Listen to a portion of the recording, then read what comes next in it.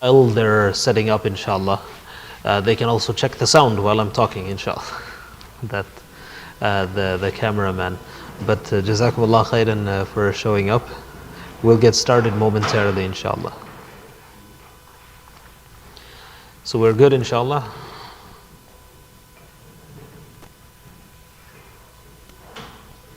Yes. بسم الله الرحمن الرحيم الحمد لله رب العالمين والصلاة والسلام على خير خلقه محمد وعلى آله وصحابته أجمعين أما بعد. First of all, Jazakumullah khairan, brothers, for joining us. Believe it or not, the turnout is encouraging. That this is something that, alhamdulillah, it's good to see, especially that there are many young brothers that are interested and willing to be able to assist in performing the ghusl and the kafan of the mayyit. This is something that's very positive, and alhamdulillah, it's a means, inshallah, of great reward. I am actually not going to take a lot of your time because the main purpose of us gathering over here is actually to see the practical demonstration of the shrouding, the kafan, and the ghusl. I'm just going to go quickly over the method of performing ghusl, and some of the method means the fiqh related aspects of it, not the practical method, and some additional things, inshallah. So the first thing that I want to mention is, before we begin this and anything else, we should always rectify our intention. And our intention, especially those of us who will be participating in the ghusl of the mayyit, this is a means of great reward. And this is actually, you are shouldering a responsibility on behalf of the entire community, believe it or not.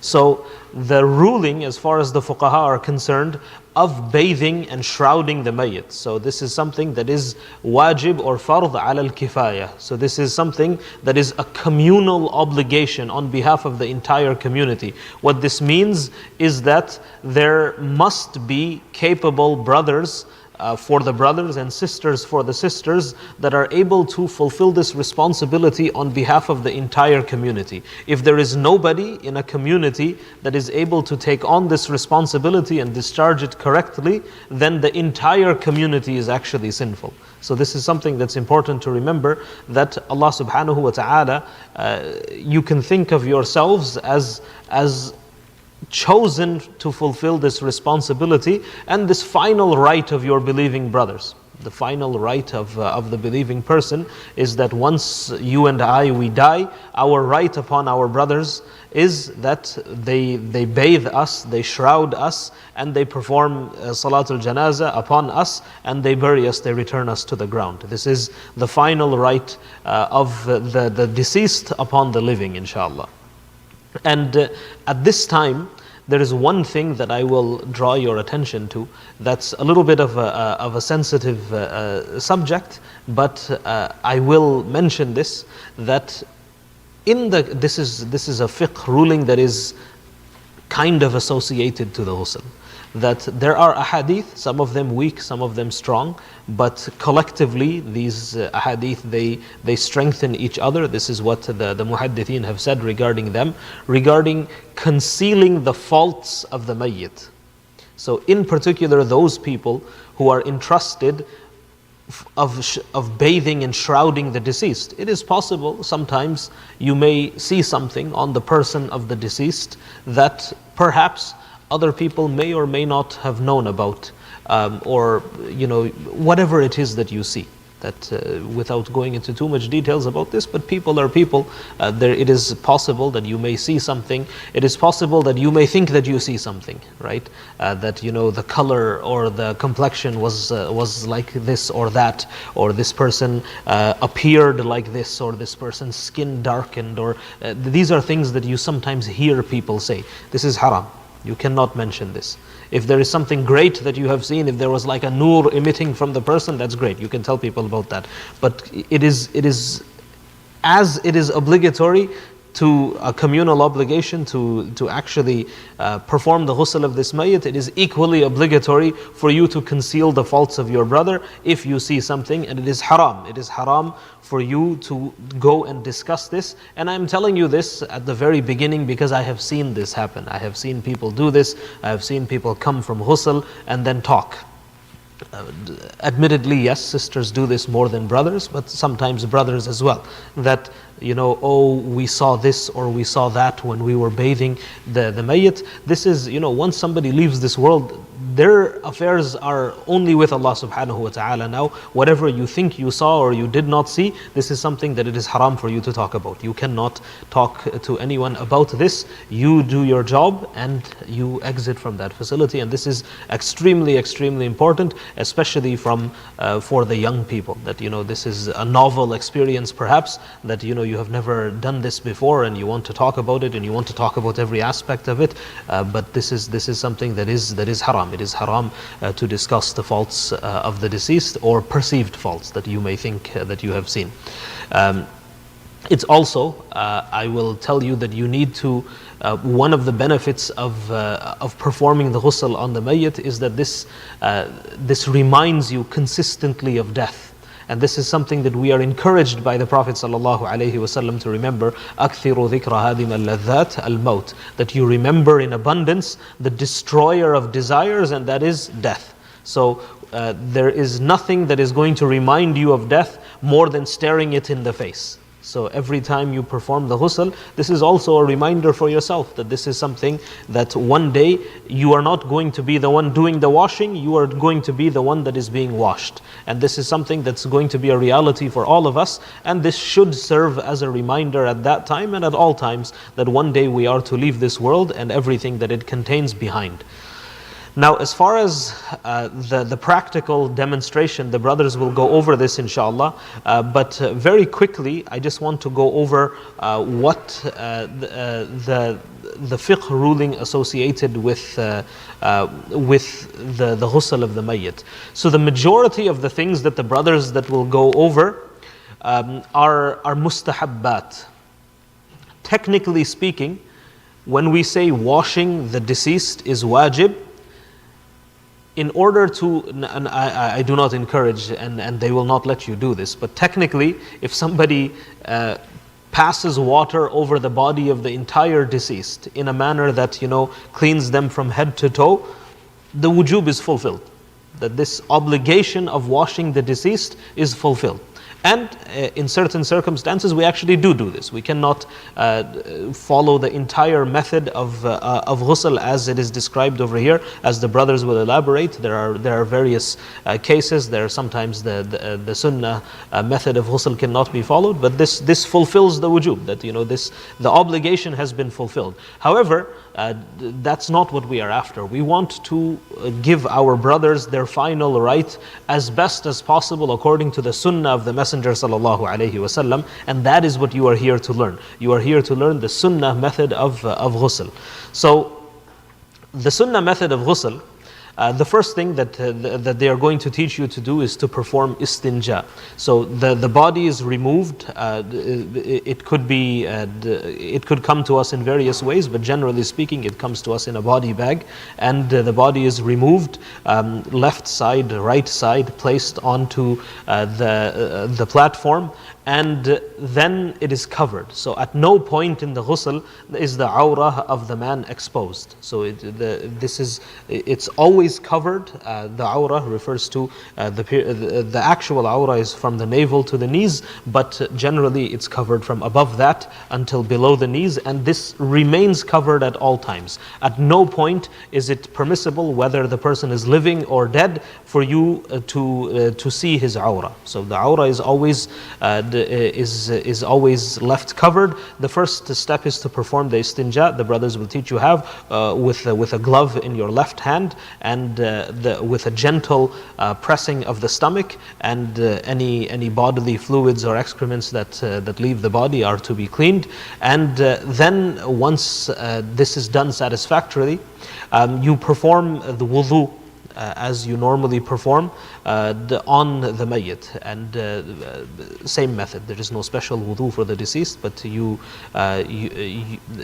perform wudu, and once you perform the wudu, then starts the ghusl. So the ghusl starts from top down. The brothers will teach you how to do this. You wash the hair with water and soap. You wash the right side starting from the top. Then you do the left side, the back, before the left side, you do the back side, then the left side, and then the right side.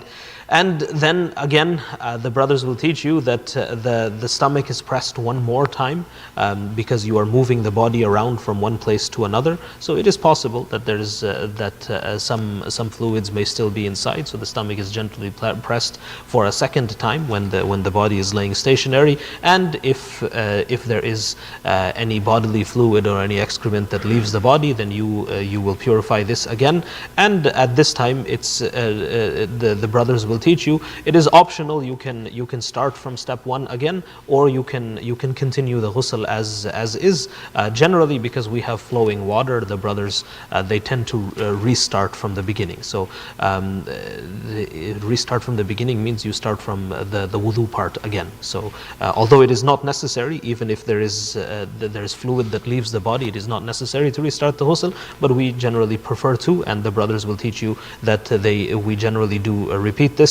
Then there is certain scented water that is placed on the body of the deceased. So generally this is camphor. This is mustahab, and then the camphor is for the Arabs and those who speak Urdu, kafur, right? So camphor, kafur.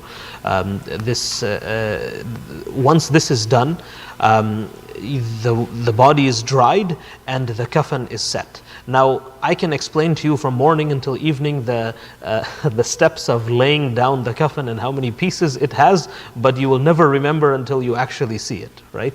So, generally speaking, we're only discussing that for the brothers. So, the kafan consists for the brothers of just 3 pieces of cloth. For the sisters, there are 5 pieces of cloth, but you don't need to know that. There are only 3 pieces of cloth in varying lengths. There is the outer piece of cloth that is known as the lifafa. So this is lifafa means envelope, right? So this is the only part of the kafan that you will generally see if you are not the one that is doing the ghusl itself, because this is the outer portion of the kafan that kind of covers from head to toe. Beneath that is the izar. It's exactly as it sounds like. It's an open piece of cloth that covers the lower part of the body, and on top of this is the qamis. So this is the upper portion. So this is laid down in a particular order so that you are not moving around the deceased when you are placing them into the kafan. And in addition to these 3 pieces of cloth, there is also 5 ties throughout the body, and there is a tie at the head and a tie at the feet. These ties are undone once the body is actually placed into the grave. And this, my brothers and sisters, is like the very 2-minute description of how the ghusl and the kafan takes place. Now, with this being said, my brothers and sisters, is it always as straightforward as I just made it sound? No, it's not.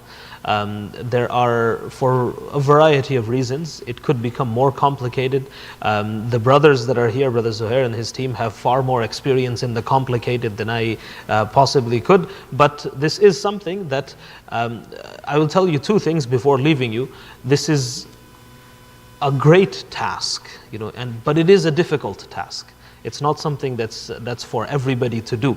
I vividly remember the first ghusl that I ever did.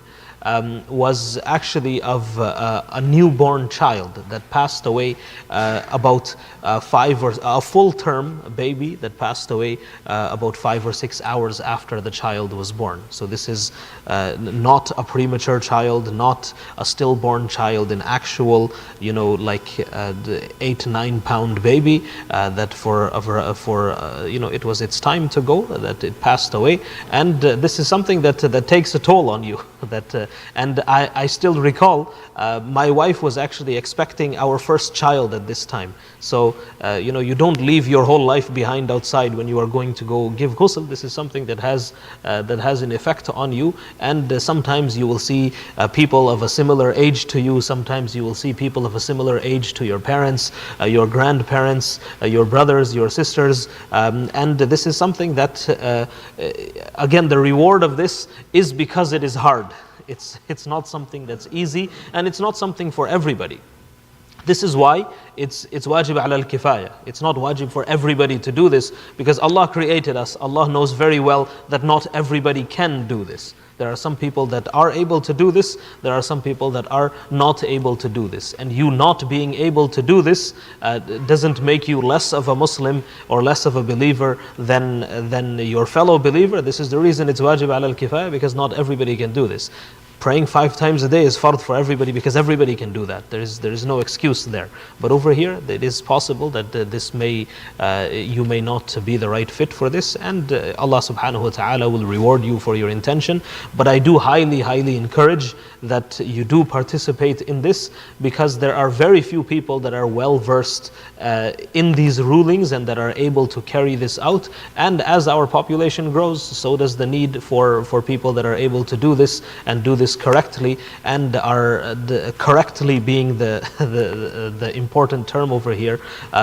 We have come across situations where people, without consulting scholars, even right here in this in BC, especially during the initial days of COVID, were doing all sorts of things that were contrary to medical advice and scholarly advice. So this is something that to learn the correct method and the sunnah method is something that's important. I would encourage all of you to do this. The brothers will take you through the practical demonstration. If there's enough time, they'll also take you downstairs to see where all of this happens, inshallah.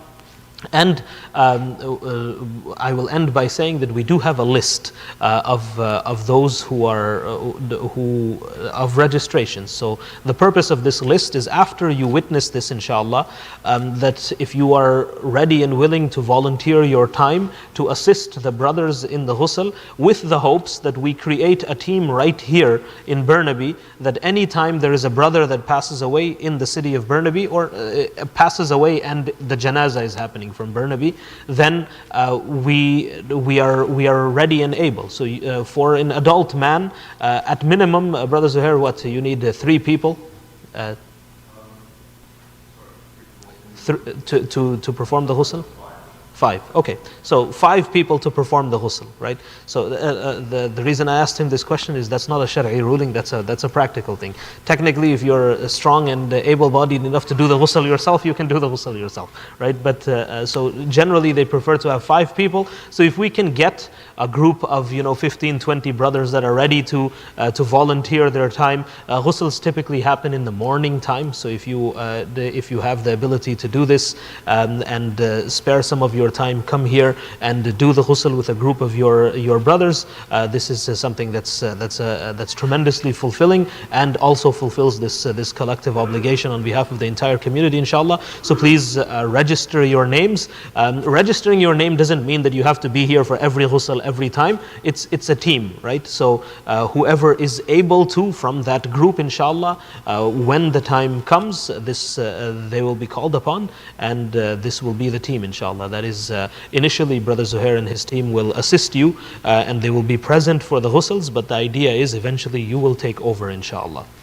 So Jazakumullah khairan for listening to that. I went like a little bit over my time, inshallah, but with this we'll hand it over to Brother Zuhair, who will do the practical demonstration of ghusl and kafan, inshallah.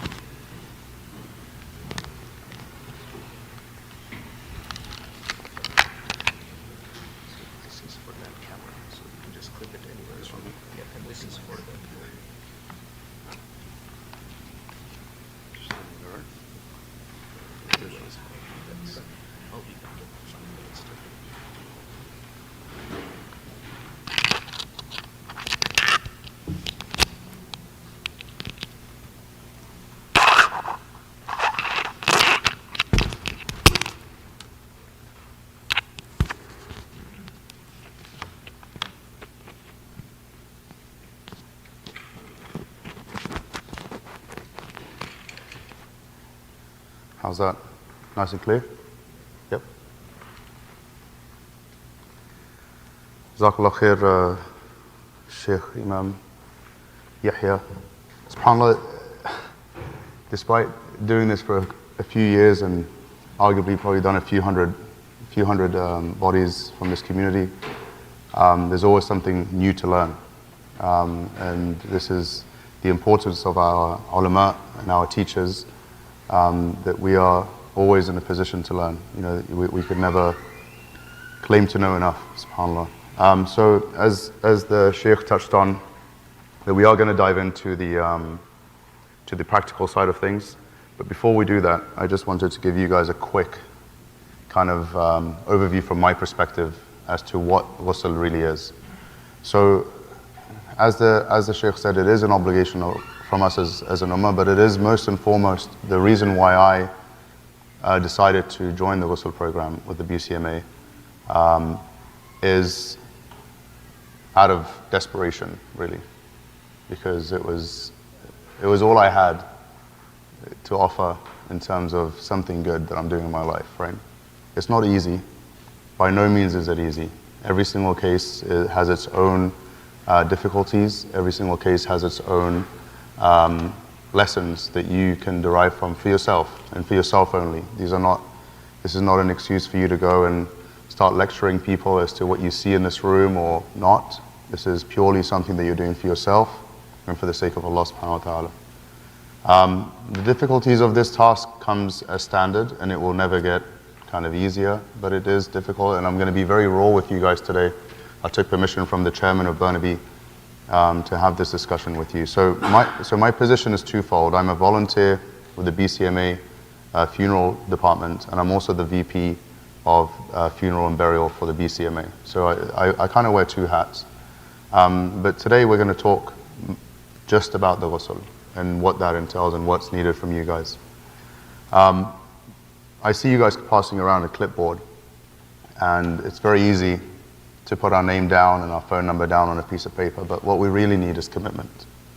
And I can't stress this enough, is that by you putting your name and phone number down, this is a pledge that you're making between you and Allah subhanahu wa ta'ala, that you make the intention that you are going to participate with this, right? Because we need to take this seriously from our side, from a practical side. If we see 20 names on there, we have 20 volunteers. We expect volunteers to kind of, fall off, realizing that this is not for you down the line. That's not a problem. But if your name is on there, we would anticipate that we would see you in the ghusl room once you're called upon. Generally speaking, ghusls are done in the morning. You will be expected to be down in the ghusl room as early as 7:45, 7:30 in the morning. If we're aiming for a 10 o'clock janazah. If it's not a complicated case, and I'll dive into what complicated means, but if it's not a complicated case, it will be 8:30 to begin for a 10:15 janazah, 10:30 janazah. If it's a dhuhr janazah, you'll be expected to be downstairs about 10:30. So everyone has work, everyone has family commitments, and if you know that there is no way that you can make those times, just make it clear when you put your name down that I'm only available at weekends, for example, right? If we ever had a ghusl at the weekend. So it's important that you make sure that your intention is solely for the sake of Allah. What happens in that room stays in that room. You'll see all kinds of things in that room, and it's just important to kind of keep it there. I'm going to jump into the practical side, and I'm going to need a volunteer in I'd say about 10-15 minutes. And the reason I'm telling you now is because I want you to think about it, and I don't want to have to ask for a volunteer and have no volunteers. But what I need is somebody to lay down on this table and play dead. I don't need hands up now, but I will need a volunteer in about 10-15 minutes. You can think about it, okay? But I want you to go to sleep, act dead, right? Lifeless, because we're going to demonstrate it on you. I would have liked to have done this downstairs, but alhamdulillah, with this phenomenal turnout, it's been decided that we're going to stay up here. This is by far the biggest turnout we've had to these workshops, and it's such a breath of fresh air for me because we've struggled to recruit people from the community. So having you guys with us has been here present in these numbers. It's phenomenal. So jazakumullah khair to everyone. So I'm going to call on Abdul Qadir to come up here, and we're just going to talk about what happens when you first come into the room. And generally, as the Imam said, you'll come into the room and you will see the body already on the table. That's the job of. Sorry, I should have given you a heads up that I'm moving around, Mr. Cameraman, but I know you guys will cut this stuff and make it good. I'll wait for him to set up for a couple of seconds.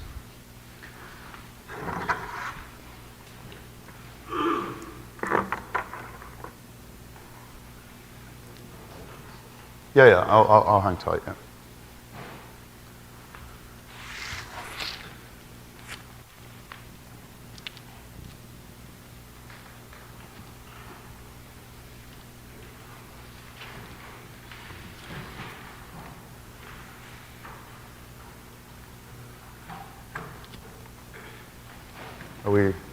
We're just going to wait until you guys set up, yeah? Yeah, take your time, it's all good.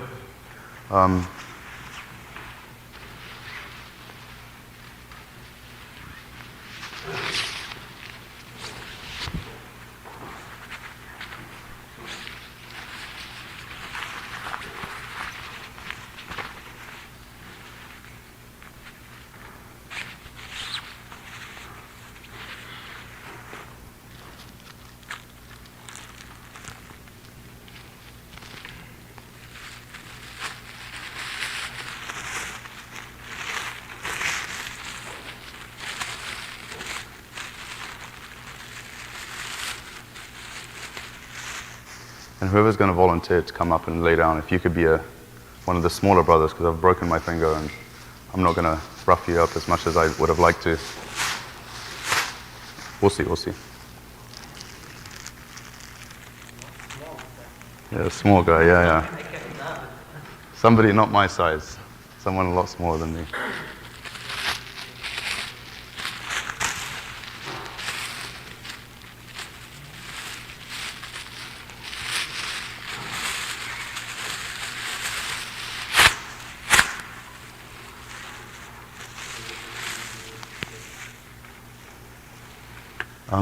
Can this be underneath this thing here you need for the camera? Can it be underneath the gown or not? That's fine. This one's okay, right? Okay.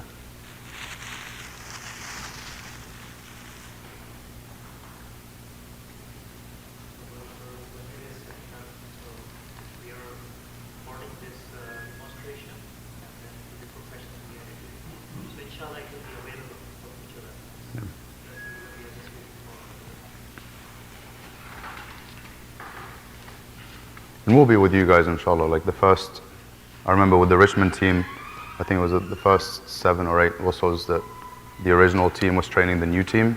And then, alhamdulillah, now the new team, they're veterans. They're just amazing. So we'll be with you guys for the first few, for sure. We'll be hands-on. It's not like you'll just be thrown in the dark.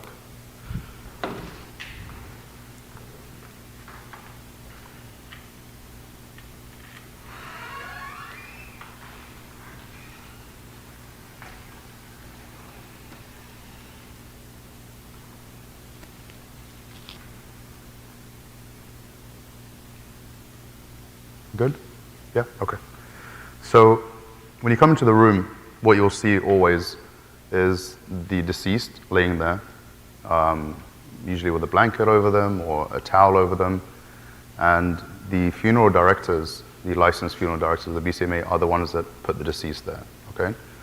When you come into the room, you don't touch anything, you don't look at, you don't kind of fiddle with anything. The first thing you do is you PP up, okay? You wear the protective wear. So what I'm going to do is I'm going to wear it, because it's always 2 people that need to help each other.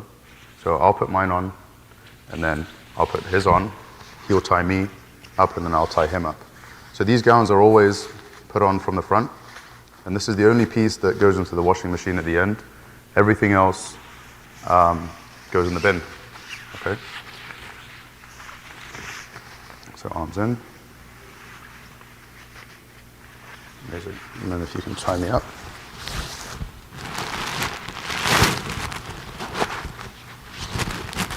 So sometimes it's a little bit tempting to kind of skip certain parts or not put all the PPE on or not spend the right time putting the PPE on, but I can't stress it enough. You have to wear every single piece of protective equipment that's out in the ghusl room for your protection, of course. And for the protection of the rest of the community. You don't want to, sometimes people die from different things and you don't want to contract something. But we will be made aware. Like if somebody dies of COVID, there's a special team that goes in to do that. So you guys will never be expected to do that kind of stuff. But there's still, someone that's deceased. You want to protect yourself. Alhamdulillah, in the few years that we've been doing this, we've never had any issues. But wearing this is very important. Next thing is the waterproof apron. Goes on like this. And again, you can wear yours. You tie me up, I'll tie you up.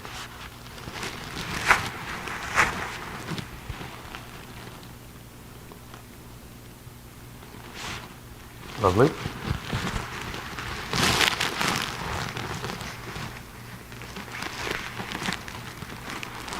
Okay, so next is your sleeves. So I'll give you a couple of these over here. So these go straight through, and you put your hand through the other side, all the way. That on both arms. Alhamdulillah, we're very blessed as an organization. I don't know how many organizations around the world, but I'm sure there's less fortunate organizations around the world that don't have the luxury of all this protection and all this. Alhamdulillah, it's all by the bounty of Allah subhanahu wa ta'ala. So after this, you wear gloves. I don't want to wear gloves today because it's just a waste. You wear your gloves, you wear your mask, then you put your boots on. Okay? So there's boots downstairs of all sizes. Take your shoes off, you put your boots on. They're like long boots all the way up to your knees. After you put your masks on, you put this on your head. Like so. And then you give this a nice squeeze at the end. Okay, this will avoid any kind of splash on your face or anything like that from the water or anything like that. Okay, so this is very important. Sometimes people are like, I don't want to wear it, it's too hot, whatever. Just wear it. Okay. I don't need to do this because I don't have hair, but there are also hair nets you're recommended to wear. So you put hair nets on, and then you put this on. But if you're bald like me, you don't need to do that. All right? That wasn't a joke, by the way. Okay, so we're going to quickly talk about the kafan and how we're going to put that down. And usually that's done first when you come into the room. Okay, so you do that first, you get it out the way, and that way you don't have to worry about it later on. So what you're going to find is this small piece of cloth here with a little slit from the top, and the first thing you're going to do is just rip it open. Okay, that's one for the head tie, and that's one for the foot tie. Okay, so with the men's kafan, it's 5 ties. Okay, so 2 either end and 3 for the body. And generally you will put a tie on every single pivotal point of the body, which is the knees, the hips, and then you go and secure the shoulders really well. Okay, and the reason for this is when the brothers are lowering the mayyit into the grave, you don't want to have a floppy kafan. You want to have a very good, tight shroud. Okay, so you tear these 2 up, you put them aside, and then what you do is you'll find this piece here, which is another piece of long cloth that has 5 slits at the top. And they do that because for the ladies it's 5 for the body and 2 on either end, that's 7 ties. But for the men it's 5, okay? So you don't need to kind of rip all these open, but what you'll do is you'll rip this one here, next one.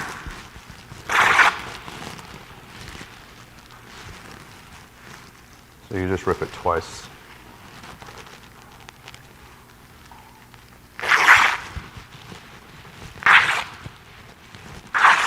Okay, so what we're going to do is we're going to place these roughly where we think it's going to be, and it's usually like we divide the table into thirds, okay? And what we'll do is it'll go on the first third of the table, the second third, and the third third, okay? These can be adjusted later on. Ideally, they're going to be even from all sides, okay? So when you look at the table, you'll look at the side and make sure that it's nice and even somewhat, okay? That's going to really help you out later on. So as the Imam said, there are three pieces. So the first one is ilhaf or lifafa, depending on where you're from in the world. And it's the biggest piece, okay? So the way that this will go down is we'll just open this up. So this table is fairly small. The kafan table at the top is very large. So it'll take, most of this, but we'll make do with this as much as we can. I was tempted to bring that table up, but I didn't know how the volunteers would feel about that. So you'll put the middle line in the middle of the table, okay? And you want to leave enough at the end, about a foot or so at the end hanging off the table, and same for the top, okay? We need that at the end, and you'll see why. But that's basically how it is. So it's balanced, it's pretty even. And then the second piece is your izhar. Now, I'm not removing these stickers, but when you guys do this in a real kind of event, you need to remove these stickers, right? Nothing else goes down in the grave with the mayyit. I'll go through this a little bit later on, but things like band-aids, bracelets, anything like that, we need to cut off and remove. Nothing goes down into the grave with the mayyit except for the kafan itself, okay? We will have time, inshallah, for some questions at the end. So if you do have questions, just find a way to write them down and remember them for the end, inshallah. Okay, so this is the second piece. Okay, and then the last piece is the qamis. Straight translation to that is shirt, I guess. Right? Qamis, shirt, something like that. And the reason being is that there's a hole in it, just like a shirt, that's been cut out. I'm going to put it this way so you see it. So this hole here, and then there's a slit. Sorry, there's a slit right there. And what you need to do is you need to give this a little tear, just enough for a head to go into. Okay? Very important that you do this. And then you put it down. Now the head's on this side, and what we're going to do is we're going to put it down nice and even, and then you're going to take the first layer off. Okay? And the reason for that is that the mayyit will go there, and as soon as you put him on the table, you're going to put his head through there, and then put this piece on top, okay? So we're going to pull this down a little bit. Okay? Great. So, who's keen to volunteer? To just lay here? You're a big guy. You're like, yes? Okay. I'll take you, just because I think I can handle you with a broken finger. I can handle kind of roughing you about a bit. Jazakallah khair. Okay, so lay down. Jazakallah khair. So, you just said inna lillahi wa inna ilayhi raji'un. Okay. So what I need you to do is be completely lifeless. We're not going to make any jokes today, right? Maybe take this opportunity to kind of immerse yourself in this situation, because it's not too pleasant, okay? And I'm going to move you around, but I just want you to be lifeless. So, of course, the mayyit doesn't start on the kafan table, so we're going to presume that he's on the wash table right now, okay? So when you come into the room and you see him covered with a body bag, right? You want to be very careful to not expose the aura. So what we generally do is the first thing is we place a towel right on top, and it's usually like a hospital sheet that they come in if it was a hospital death. And sometimes they come in just in their regular clothes, right? So if they had an accident and the coroner doesn't really want anything to do with it, we just get them with their clothes, right? So we would cover them exactly like this. And what we would do is we would have a pair of scissors, right? And we would cut their clothes off. If they're wrapped in a sheet, we will pull them to one side, and we will push the sheet underneath the mayyit and then to the other side and pull it out. Sometimes the mayyit comes and they're wearing a diaper. It's a very, very common. It's not just old people, it's generally anyone that comes from the hospital.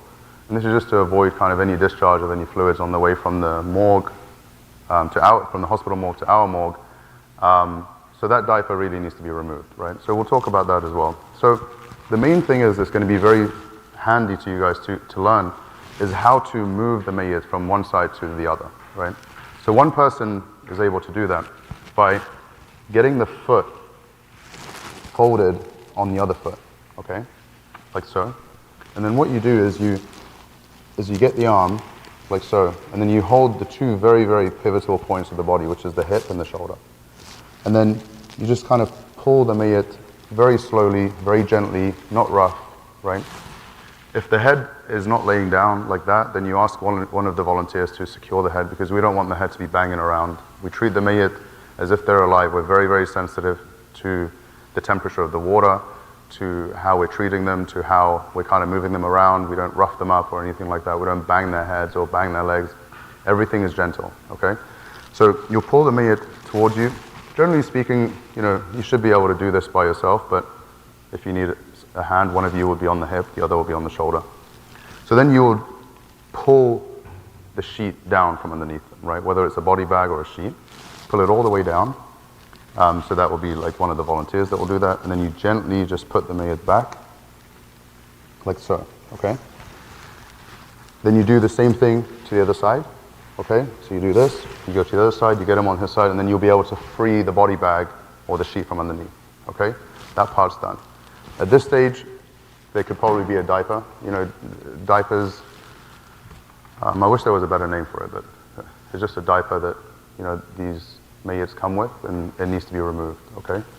And the way to do that is you just pull your hand down from underneath, you unstrap it, okay, without exposing the aura, and then you go here, and then one of the brothers will come and will hold one of the legs up like that. The other brother will come, hold the other leg up, right, because it's underneath the buttocks. Then you just grab it and then you pull it out, okay? You throw that in the bin. At this stage, we're ready to begin the ghusl. So, one of the first things that we like to do, this was printed, I was just talking to Imam Yahya about this. So, the first thing is to do the stomach pump, okay? And to make sure that there's nothing kind of in the stomach to the best that we can. And what we'll do is we'll sit up the mayyit 2 to 3 times. Okay, without pumping. And between each time that they sit up and down, we give the stomach a nice little pump as we push down. Okay, so very gentle, and we just kind of push down towards their bowel. After that's done, you wear 2 left gloves on your left-hand side and 1 right glove. Then there'll always be one person that's designated to do the istinja. Okay, that's usually identified at the beginning. So the brothers will come. If I can grab you here, you can hold his leg up like this and face that way. Okay, so you hold it like this and face that way. And we'll grab one other brother, we'll come up. I think we've done 1 or 2 ghusls together. Like this, and you'll face that way, right? And the reason being is because right now the mayyit's aura is exposed, and these brothers have to hold the leg and just look that way, right? The brother that's designated to wash the private part of the mayyit will have one of the brothers standing there with water. We'll have soap on his left-hand side, and we'll go like this, and we'll start washing the private part, right? So I'm looking that way, they're looking that way, no one's looking underneath, okay? So you wash everything to the best that you can, making sure that, you clean it with soap, with water, whatever. And what we generally do is we look at our hand, at the glove, after we're done. If the glove is clean, then alhamdulillah, there's nothing really to worry about. If we see something on our glove, sometimes we do, you've got to change the glove and go again. Okay? Until you clean it to the best that you can at this stage. Okay? There will be a stage later on where you can revisit this area to make sure that you've done it properly. So at this stage, the istinja is done. Brothers, you can put it down. I would go ahead and I'll remove that first layer of the glove and I'll throw it away. Okay? Now I'm wearing 2 clean gloves because I only use my left. Okay? So the first stage, Jazakallah khair. So the first stage is the wudu. Okay? The wudu is exactly how we do our wudu. We wash our hands 3 times, but we can't wash both hands at the same time. So we would go ahead and wash the right hand 3 times and the left hand 3 times. Okay? Now for the mouth and the nose, what we would do is we would use 9 pieces of cotton. 3 for the mouth, 3 for the right nostril, 3 for the left nostril. So 9 pieces of cotton will be on standby there for you just before the ghusl. So we would go ahead, we would, gargle some water 3 times, but we can't do that with the mayyit. So we don't want any water to go inside because we can't get it back out. So we get the pieces of cotton wet, and then we wipe the mayyit's mouth by exposing his teeth, pulling his lip down, and we wipe the inside of his mouth. Okay, that's 1 time. 2 times and 3 times, okay? I see some brothers here that are nodding their heads, and I recognize a few of you. I think we've done some family members together. So this might be all familiar to you. And I think we've done some ghusls together, yes, brother? And yourself with a family member. So then we would do the right nostril and the left nostril, okay? So you squeeze the water out, and you clean the inside of the nose the best that you can. Sometimes if there's blood in the nose, just keep cleaning, right? It doesn't stop at 3. Just keep cleaning until it's clean, okay? There's sometimes, boogers or black stuff, whatever it is, okay? That's done. Then what we would do is we would wash the arms, okay? Right, left, 3 times. Then we would go ahead and do the masah, which is the masah of the hair, the ears. Then we would go, oh sorry, I missed the face, my apologies. So after the nose, the mouth and the nose, then we would wash the face 3 times. And the way that we would do that is somebody has to just hold the mouth and the nose closed, okay? So you put your hand over his mouth and you block his nose, okay? Very firmly. Somebody else will come, will cup water like this, and we'll drop it over the deceased face. That's 1 time. So we do that 3 times, okay? So hand over and nose closed is very important. We don't want liquids to go inside, because as we're turning the body, when the liquid comes out, it comes out with other stuff, and we don't want to deal with that, okay? So then you do the arms and the feet. So the wudu process is now done. Then what we would do is we would grab, you can cut this part, because I'm about to just dry my sweat. Then what we would do is we would bathe the mayyit, okay? And that would be with shampoo. You do the hair and the face and the neck, trying our best not to get water in. Then we would do the right side, starting with the shoulder and the armpit, the arms, all the way down. We avoid the groin area because we've already cleaned that, right? But we will do the thigh at the front, the thigh at the back. But we do that by putting our hand in without exposing the outer. Okay, we won't expose the buttocks or the knees. So everything happens from underneath, all the way down to the feet. And then we would put the mayyit on his side, as I just demonstrated. And one of the brothers would do his back entirely. Right side, left side, behind the neck. And we would take advantage at that time and do the buttocks as well. Okay, without seeing it from underneath the towel. Okay, not the middle part, because we've already cleaned that. But the buttocks, just the skin. Okay, without going into the middle. Then he goes down, and then we would do the left side exactly the same. So shoulder, armpit, arms, and be very thorough, okay? This is not something that you want to rush. It's not something that you just want to kind of get over and done with. Be thorough, okay? This is an amana, and this body is going back to Allah subhanahu wa ta'ala. We want it to go back in the best possible form, okay? As clean as possible. So sometimes after doing all this hard work, you see that there's more discharge coming out of the deceased, whether it's from the front or from the back. You can't just ignore it, okay? It's not the prettiest side of this process, but you're doing this for the sake of Allah, so inshallah the more difficulty that you incur, the more reward that you get. But it's not something that you skip, okay? Now if you're cleaning the private part and you realize, you've done it 3 times and you still see that there is an issue, you look at the glove and there is still an issue, we got the green light from our Sheikh in Richmond. I'm not sure Sheikh Imam Yahya would agree, but someone has to go back and see what's going on, right, with his eyes. One person, meaning the deceased will go on his side, and we generally go and have a look at what's happening, right? Would you concur with that? I got the nod, so alhamdulillah we've been doing it right for the last few years. So one of us will go around to the side, and we would see what the problem is, right? If we see, we would ask one of the brothers to open the buttocks up, and we look directly at where, the defecation will come out from. And if there is stuff coming out, we'll give it a squeeze, we'll massage the butt, we'll do whatever we can to stop it from coming out anymore. So we just keep cleaning it until it's 100% clean, okay? You don't want to get the kafan dirty, you don't want this to carry on. You want to make sure you do it to the best of your abilities. There's been only one time, and I can share details of certain ghusls because you don't know who I'm talking about. But there's been one time where it just wouldn't stop, right? We spent a good 30 plus minutes. It just will not stop, right? On his side is clean.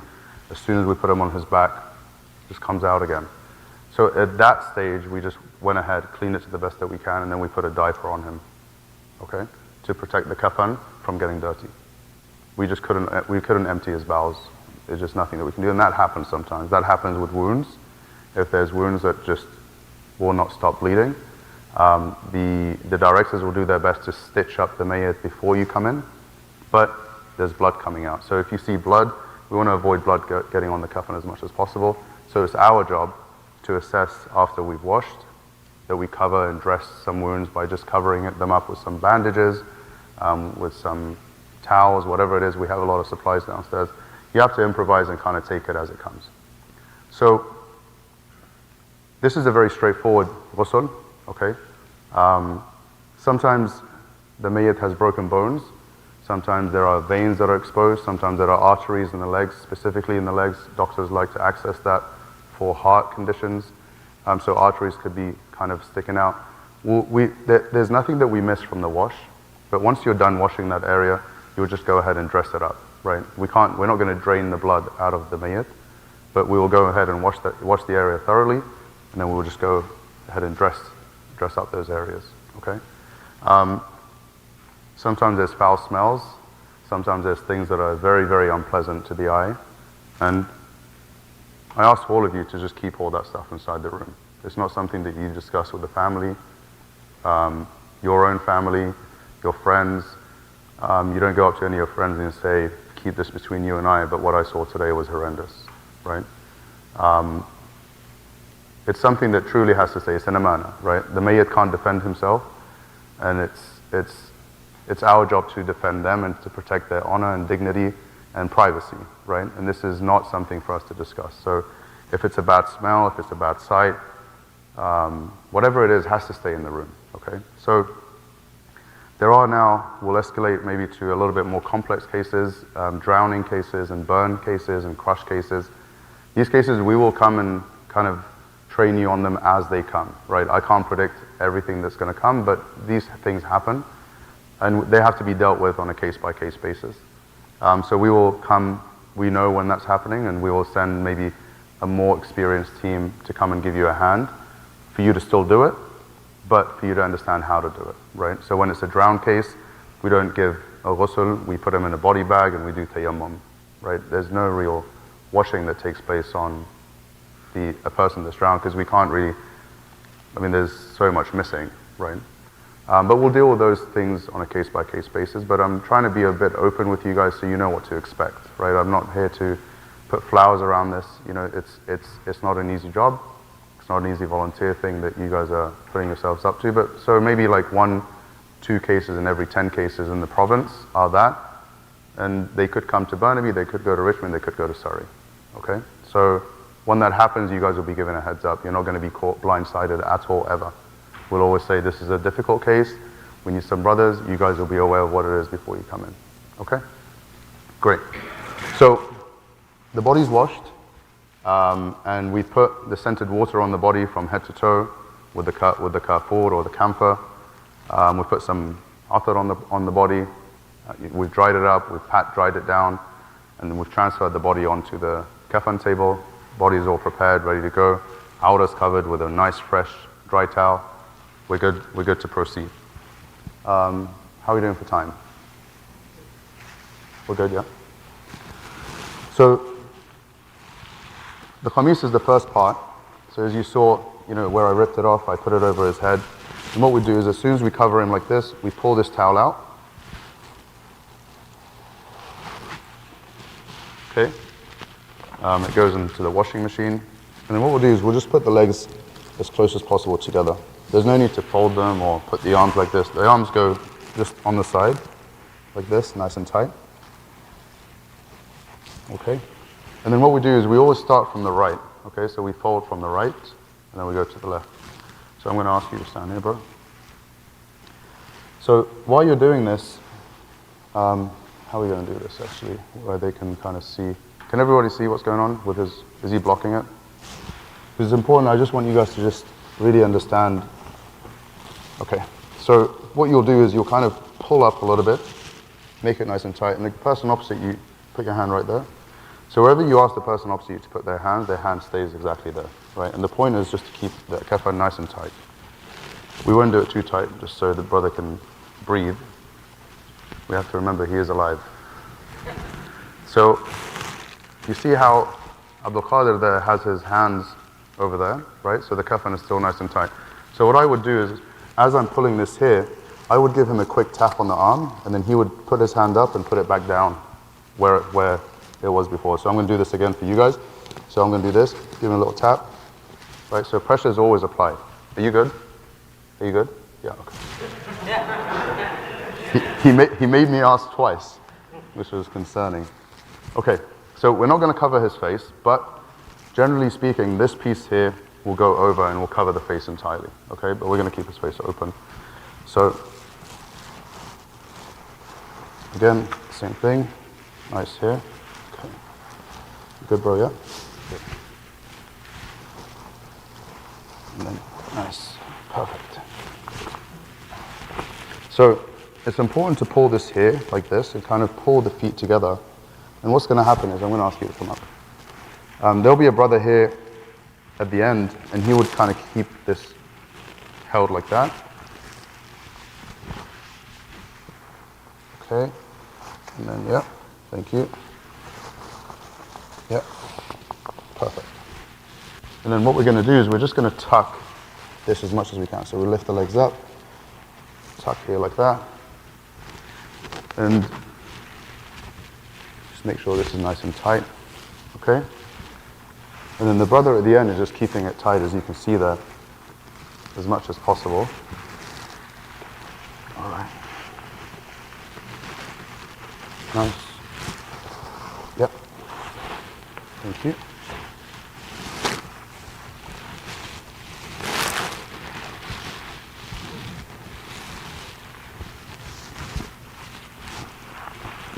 Yep. Perfect. So as you saw, with all three layers, what we're doing is we're just essentially keeping the pressure on the kafan at all times, making sure it's nice and tight, okay? And then what you'll do is you just tuck this last piece in, and then we'll start off with the ties. Now the mayyit, when the mayyit goes into the grave, they go on their right side, okay?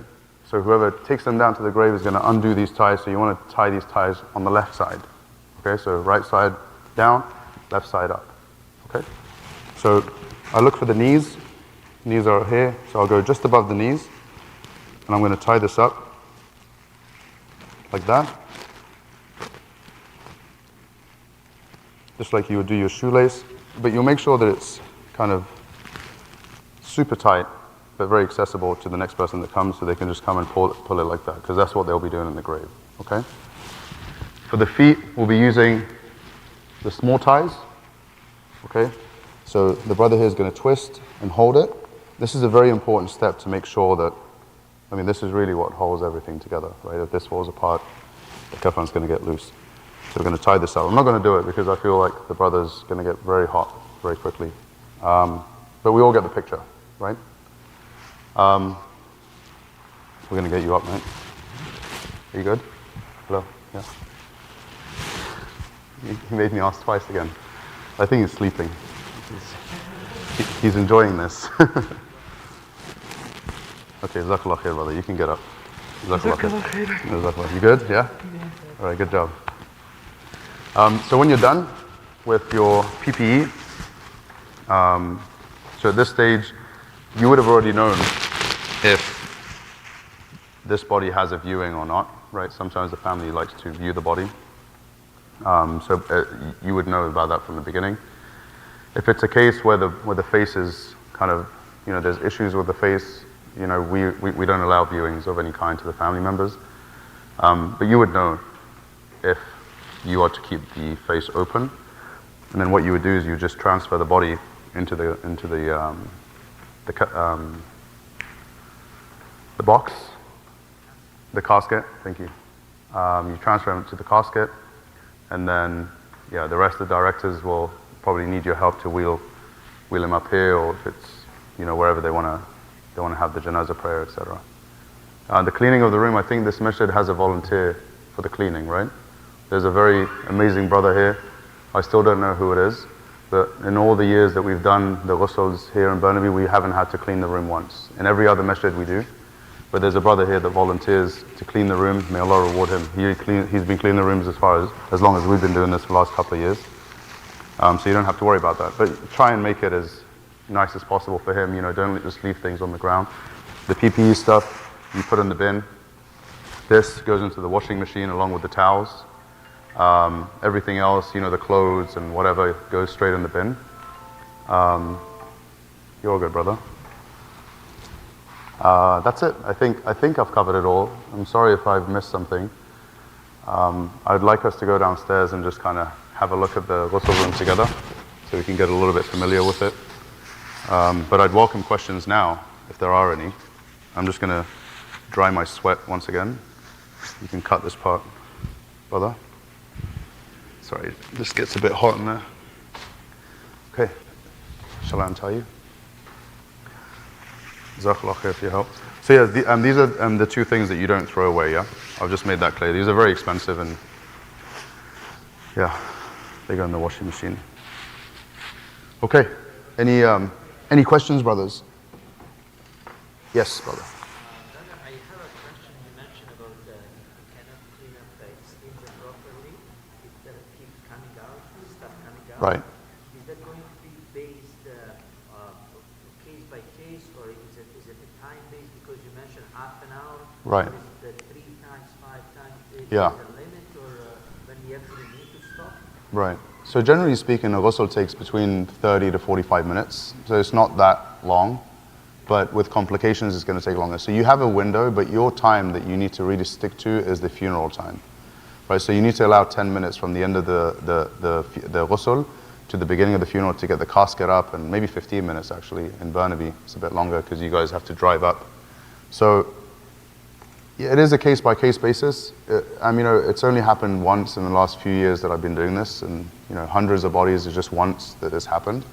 But I'm saying it could happen, right? Where you have to continue to clean up because it just doesn't stop, right? So yeah, you just have to judge it by ear and just do your best to clean. If you're running out of time, you gotta put a diaper on there and just keep it moving. Yeah, of course. So if it's a cut, there are cases, especially with autopsy cases. We didn't really touch on that on the video. I didn't want to be too gruesome on the video, but now that it's stopped, so with autopsies, it's ultimately the coroner's decision if they want to do an autopsy, as instructed by the police or whatever. So the body's cut from the middle, all the way down and this way, and then the head is cut from ear to ear. And then the skull is cracked. I guess they do whatever they need to do, right, to the body. But the way they stitch the body back up is very rough, right? They use very, very thick sutures, and the spacing between each suture is quite a lot. It's about 2 to 3 inches, so which leaves a lot of kind of open kind of parts of the body, right, that's not sutured up. So blood could come out, water could get in. So these parts, what we generally do right at the beginning is we just tape them up. So there's medical tape downstairs, and then you just tape right on top of the sutures. It's waterproof tape, and then we tape the head all the way, right? And the reason being is obviously because otherwise the kafan is going to get all bloody. We can't stop the blood. There's a lot of blood in the brain. So we just kind of do that at the beginning, and then we wash over it. Should be fine, okay? For regular wounds, again, if you wash it and it stops, great. If not, just use the medical tape, just wrap it up and just keep it moving. Yes, brother? So you mentioned the washing is done on a separate table and then the coffin is set up on another table. Yes, it is. Once the washing is done, how do we move the body? Right, so when we go downstairs, I'll show you. So there's spinal boards downstairs. So I did miss that, Jazakallah khair.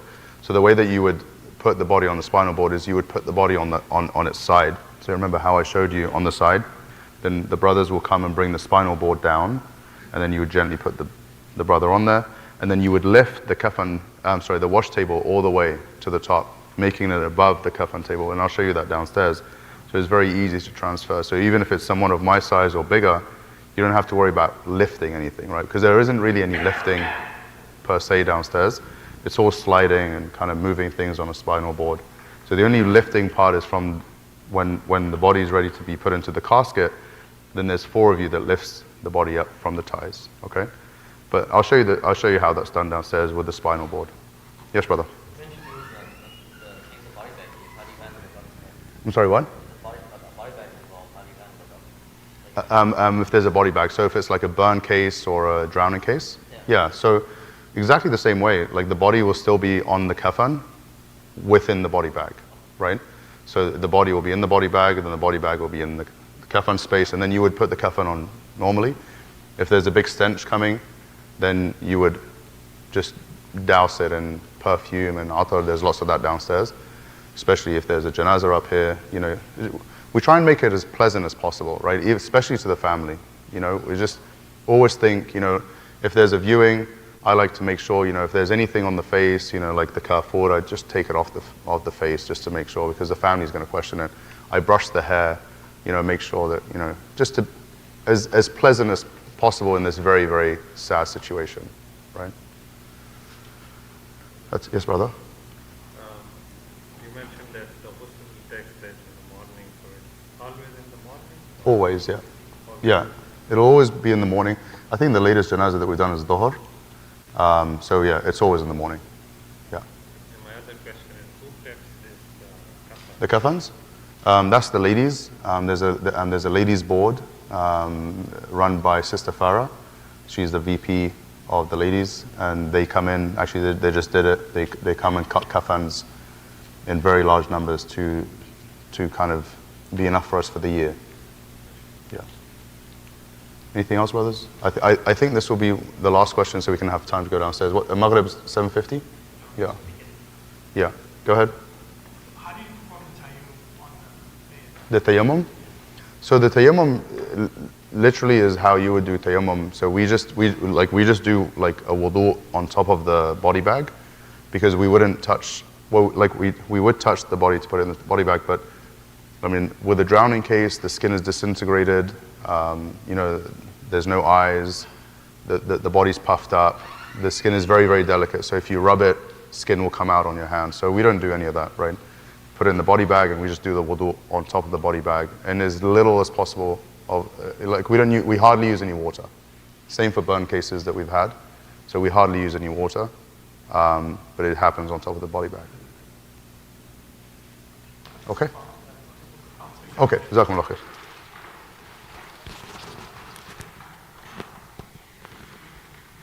So I'll give this to you.